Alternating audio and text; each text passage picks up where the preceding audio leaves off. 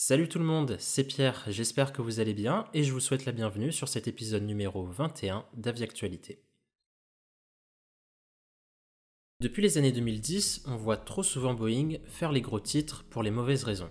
Chacun de ces 3 derniers programmes d'avions commerciaux est passé par d'importantes difficultés techniques qui ont entraîné au moins le retard de la mise en service de l'avion concerné et au pire plusieurs accidents mortels. En 2013, année même de la mise en service du 787 qui accumulait déjà 5 ans de retard sur le planning de développement initial, l'ensemble de la flotte mondiale avait été cloué au sol à la suite de la fonte des batteries de plusieurs avions. L'année dernière, toujours sur le même appareil, Boeing avait découvert des défauts structurels majeurs concernant la gouverne de profondeur, interdisant à 8 appareils de quitter le sol, cela afin d'éviter un incident majeur, voire un accident. Enfin, pas plus tard qu'au début du mois de juillet dernier, Boeing découvrait de nouveaux défauts structurels, cette fois-ci d'importantes failles dans la cloison pressurisée du nez de l'avion. Je ne présenterai pas le 737 MAX et son tristement célèbre MCAS, système au design laxiste et défectueux qui a causé la mort de 346 personnes, un sujet que j'ai déjà couvert dans l'épisode 11 d'Aviactualité. Il ne nous reste que le 777X, le petit dernier de la famille, qui avait été relativement bien épargné par les problèmes, en tout cas jusqu'à aujourd'hui. Effectivement, il semble que ce dernier entame son rite initiatique, puisque nous apprenions le 27 juin dernier dans un article du Seattle Times que le prochain fer de lance de la gamme long courrier du constructeur américain verrait sa date de mise en service une fois de plus reportée, cette fois-ci à la mi-2023, début 2024.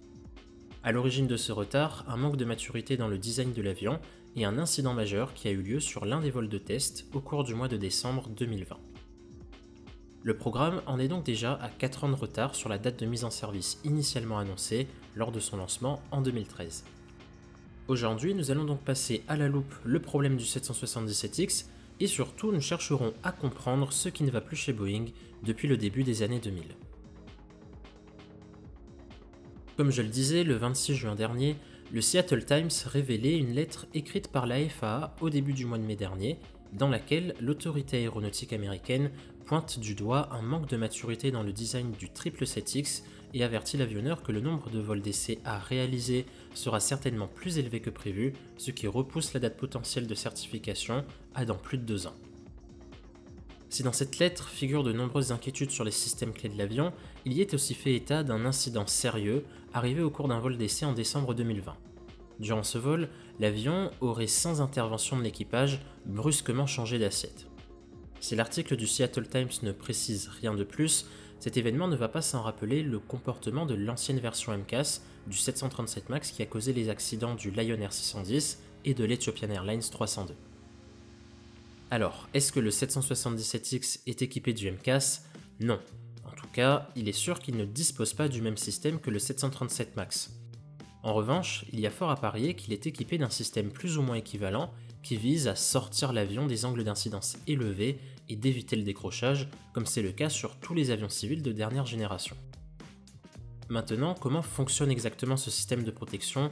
On ne le sait pas. Sur les 777-200 et -300, prédécesseurs du 777X, le système de protection du décrochage applique sur le manche une force vers l'avant qui incite le pilote à rendre la main et à mettre l'avion en piqué. Cependant, cette force peut être contrée non sans effort par le pilote, qui peut donc faire décrocher l'avion. Aucun système à bord n'outrepasse la volonté du pilote.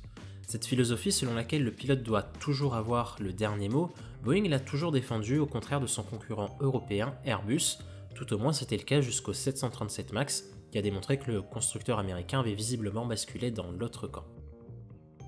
Sur cet incident, je trouve que l'article est un peu sensationnel puisqu'il est arrivé au cours de la campagne d'essai en vol, dont le but est justement de détecter les défaillances des systèmes et de la structure afin de les corriger avant la mise en service de l'avion. De façon générale, la FAA constate surtout à l'heure actuelle un manque de maturité concernant l'architecture générale physique et digitale de l'aéronef. Elle attire notamment l'attention sur un système en particulier, le Common Core System, genre de cerveau électronique de l'avion que l'autorité décrit comme incomplet et pour lequel il manque aujourd'hui d'informations pour correctement en évaluer la fiabilité. En bref, le 777X rencontre des problèmes au cours de sa campagne d'essai en vol, ce qui n'est pas vraiment surprenant. Ce qui est inquiétant par contre, c'est que ce soit à la FAA de forcer la main à Boeing sur les prévisions concernant la date de certification de ce nouvel avion. À cela s'ajoute le manque de partage d'informations avec l'autorité aéronautique, un reproche qui avait déjà été fait à l'avionneur pendant la crise du 737 MAX et qui a constitué l'une des causes principales qui ont mené aux 2 accidents mortels du monocouloir. Mais alors, qu'est-ce qui ne va pas pour que l'avionneur enchaîne autant les problèmes et les retards depuis ces 2 dernières décennies? Alors cela peut paraître étrange pour les non-initiés, mais Boeing n'a pas toujours eu cette image négative de constructeur laxiste, bien au contraire.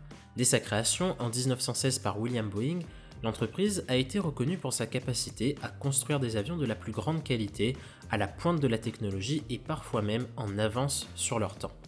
Cette réputation dûment acquise, l'entreprise n'a cessé de la défendre en apportant une attention particulière au respect des valeurs de son créateur, ingéniosité, perfectionnisme et empirisme.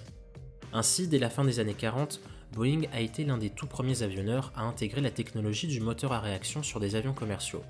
En 1958, le 707 devenait le second avion de ligne à réaction capable de traverser l'Atlantique. 10 ans plus tard, le 737, au design ingénieux, permettait l'ouverture de lignes régulières, courts et moyens courriers à réaction en Amérique du Nord et en Europe. Dans la même période, Boeing fit d'une pierre deux coups et dévoila au monde l'iconique 747 qui lançait la démocratisation du transport aérien de passagers.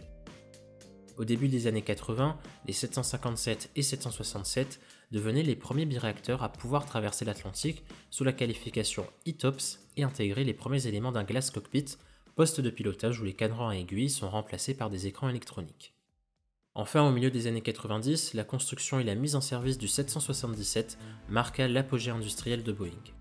Cet avion entièrement conçu par ordinateur allie le moderne, avec ses checklists digitales et ses commandes de vol électriques, au pragmatisme en conservant à l'instar du jeune concurrent Airbus le traditionnel manche à balai. Et c'est à partir de là que tout a basculé. Tous les programmes d'avions commerciaux qui suivirent, à savoir les programmes 787, 737 MAX et 777X, enchaînèrent retard, dépassement de budget de développement et sérieux problèmes de conception. Alors que s'est-il passé dans la dernière moitié des années 90 ? En 1997, alors que McDonnell Douglas, un autre constructeur américain d'avions de ligne, est en proie à d'importantes difficultés financières, il est décidé que ce dernier fusionnera avec Boeing. Pendant la fusion des deux entreprises, Harry Stonecipher, l'ex-PDG de McDonnell Douglas, fut nommé directeur des opérations chez Boeing. À son nouveau poste, il a radicalement et volontairement changé la culture de Boeing. Dans une interview accordée au Chicago Tribune en 2004, il déclare sans concession: « Quand les gens disent que j'ai changé la culture de Boeing, c'était bien mon intention, cela afin de gérer Boeing comme n'importe quelle entreprise, plutôt que comme une grande firme d'ingénierie. » Il rajoute ensuite: « Boeing est en effet une grande firme d'ingénierie, mais les gens investissent dans une firme parce qu'ils veulent se faire de l'argent. » Dans cette nouvelle culture, les résultats financiers passent donc avant l'élaboration de solutions techniques, qui est là où réside toute la valeur intrinsèque de Boeing. Cette recherche constante du profit et de la satisfaction des actionnaires a été tellement marquante que pour bien des observateurs et employés du constructeur, cela était devenu le seul et unique objectif à atteindre. Avec cette nouvelle vision du pilotage stratégique de l'entreprise, je dirais que 3 grands types de problèmes ont alors émergé chez Boeing.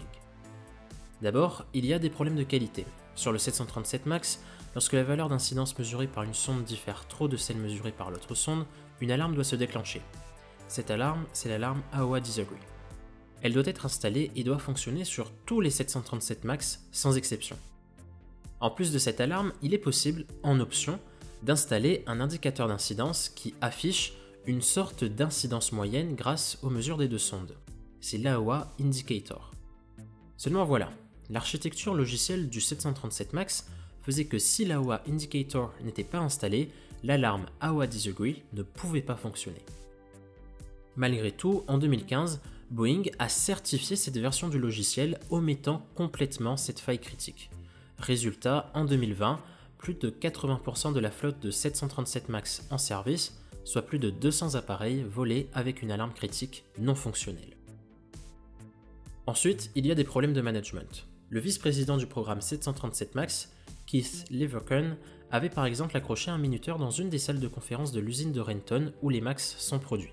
Ce minuteur décomptait le temps restant jusqu'à la mise en route et le premier vol de chaque avion sur la ligne de production. Si M. Leverkun a déclaré que ce minuteur agissait comme un générateur de motivation, pour les employés de l'usine, les retours sont mitigés et font plutôt état d'un générateur de pression. Enfin, il y a des problèmes de culture. En juillet 2018, Ed Pearson, l'un des chefs de production du 737 MAX, a fait part de ses inquiétudes au directeur général du programme, Scott Campbell, concernant la sécurité et le contrôle de la qualité des avions en production.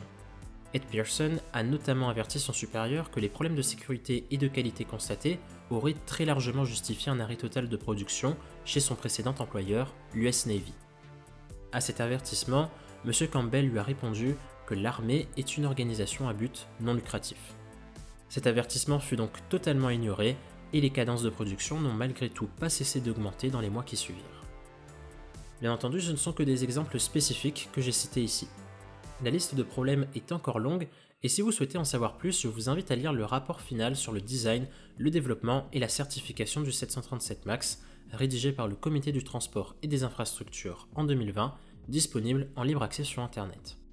En bref, on retient que depuis 1997, les problèmes de qualité et de bien-être des salariés sont passés au second plan. Pour conclure, je dirais que concernant les problèmes du 777X, les médias dramatisent un peu les faits. Oui, des problèmes ont été rencontrés, mais c'est de là que la campagne d'essai en vol tire toute son utilité. Cependant, cette dramatisation n'est pas nécessairement injustifiée. La crise du 737 MAX a mis au grand jour les défaillances de Boeing et de la FAA en matière de contrôle de la qualité, de management et de culture d'entreprise. Si l'on semble depuis peu voir une FAA plus intransigeante, cette dernière reproche à Boeing de ne pas suffisamment partager d'informations sur le développement du 777X. Un reproche que l'on n'entend pas pour la première fois. Même si à la suite des enquêtes sur les accidents du 737 MAX, Boeing et la FAA se sont engagés à travailler sur leurs défauts, nous avons vu que pour Boeing, la plupart de ces défauts ont pris racine il y a plus de 20 ans. En somme, il est plus que certain que les choses ne changeront pas en 1 ou 2 ans. Pour l'instant, à part une page internet sur laquelle Boeing apporte quelques réponses techniques sur le fonctionnement du nouveau logiciel MCAS, il n'existe pas de document officiel faisant état d'une nouvelle stratégie de gestion interne. Reconstruire une culture saine et fonctionnelle est un processus aussi long que complexe et aujourd'hui Boeing n'est qu'au début de ce processus. Et voilà, c'est la fin de l'épisode 21 d'Avectualité. Si vous l'avez apprécié et que vous souhaitez soutenir la chaîne, vous pouvez laisser un pouce bleu et vous abonner si ce n'est pas déjà fait. Si vous souhaitez creuser le sujet, comme toujours, je vous redirige vers mes sources qui sont dans la description. Aussi, dans le cas où vous aimeriez que certains sujets soient abordés dans de futures vidéos, faites-le moi savoir dans l'espace commentaire. Voilà, je vous remercie pour votre visionnage les amis, et je vous dis à la prochaine.